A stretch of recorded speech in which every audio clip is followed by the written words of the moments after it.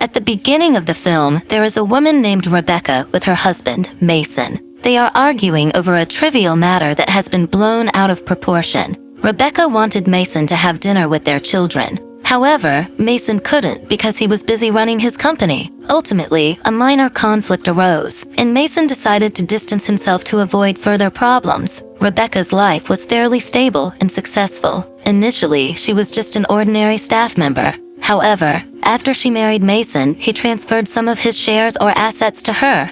Additionally, they have an intact family. Rebecca and Mason have 3 children, Jessica, Aaron, and Hank. They are almost inseparable in their mischief, but they love each other deeply. Besides working and spending time with her children, Rebecca makes time to hang out with her friends. They may not be young anymore, but age is just a number. Such matters can still be managed. In fact, one of Rebecca's friends has a same-sex partner. This is surprising. Rebecca's friends know that she and Mason have marital issues. Rebecca and Mason rarely engage in that kind of thing anymore. But that's not the main issue. As a married woman, Rebecca has never experienced the peak of pleasure. This is specific to married people. Rebecca's friends were shocked to hear this. How could that be? In a soft tone, Rebecca shared her problem with her friends. The conversation continued.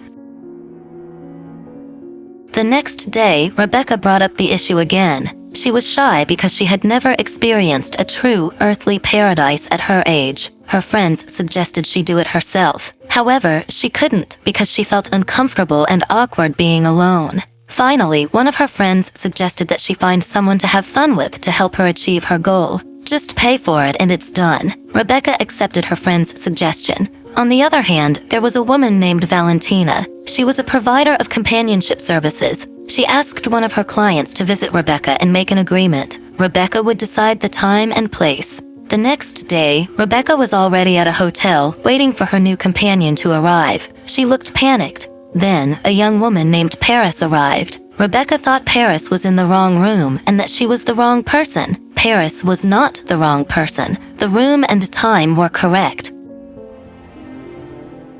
However, Rebecca was still panicking because she hadn't expected a young woman. She had expected a woman her age. Paris entered anyway. However, Rebecca couldn't accept her and asked her to leave the room immediately. When Rebecca arrived home, she was still panicking. Even when Jessica appeared, it seemed as though Rebecca wanted to apologize for her behavior. Jessica was confused. She asked her mother to rest and calm down. Jessica knew that her parents weren't getting along. Maybe that was the problem. Rebecca told her friends about yesterday's incident. She felt embarrassed, and it seemed like that approach didn't work. However, her friend urged her to try again. Even before attempting it, Rebecca had already concluded. How would she know if it would work? After much consideration, Rebecca began opening up again and tried meeting with Paris. Why was Paris sent instead of someone else? Because Paris is one of the best. Their second meeting went fairly smoothly. They started talking, though Rebecca still looked panicked. Paris tried to make the atmosphere more comfortable, and finally, Paris began to open up. But Rebecca still couldn't, so she decided to leave. She was so preoccupied that she forgot her wedding ring. Rebecca met with Paris again. This time, she only wanted to retrieve her ring. However, they began to get to know each other. Conversation after conversation continued until almost everything Rebecca wanted happened. Rebecca even gave Paris some money as a token of gratitude. No worries. The next day, Rebecca felt more confident. They met again at the same place. This time was different from the previous day. Rebecca had gained the confidence to fully involve Paris. Eventually, she achieved what she had longed for.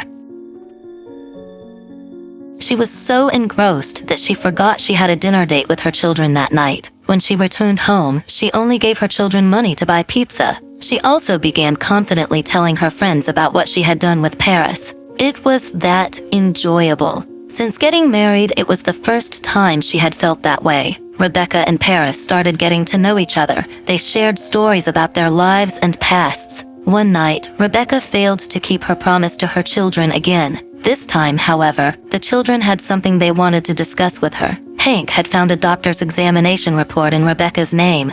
The results revealed that she was suffering from cancer. Rebecca was at a loss for words when telling her children. She knew this would change everything. Mason had already known, but he had kept it from the children. Mason wanted their relationship to improve. Rebecca was comfortable with her new toy, but she had also made peace with Mason. That meant they had forgiven each other.